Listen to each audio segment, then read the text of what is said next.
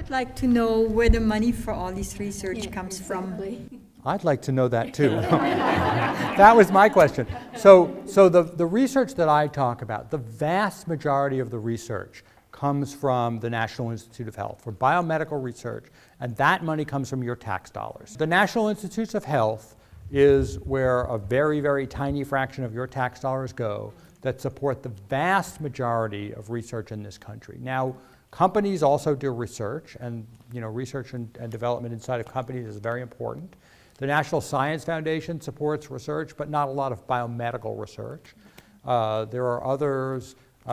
Department of Defense actually does some biomedical research, but the vast majority is NIH, National Institute of Health. We have 3 grandchildren that have a metabolic disorder. It's actually a mitochondrial disorder. So one of the dreams always has been is if we can identify what the flaw is, can we correct it? Can you intervene chemically? That's one of the questions we always ask. Can we take a pill that will help? So can we replace the function of the mitochondria by maybe giving something, a vitamin or a mineral or something like that? Sometimes you can.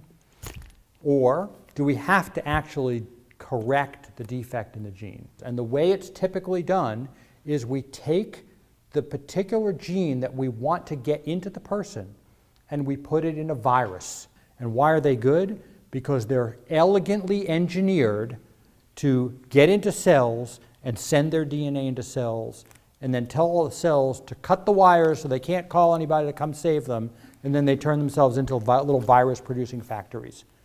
So if we could turn off all the bad stuff and we could infect people with these viruses and get the genes in that we need to get in, then good things will happen. We were extremely optimistic about this about 10 years ago.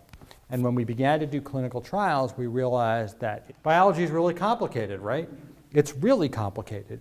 And human biology has had millions and millions of years of evolution to be complicated. There's a glimmer of hope, but we're really still at step 1 or step 2, and that is just figuring out what the targets are, what they're doing. I think it's really important that we communicate to people about science and why science is valuable and why not everybody needs to be a scientist, not every kid needs to be a scientist, but every kid needs to understand a little bit about science so they can understand the world they live in. Thank you all. I really appreciate your involvement.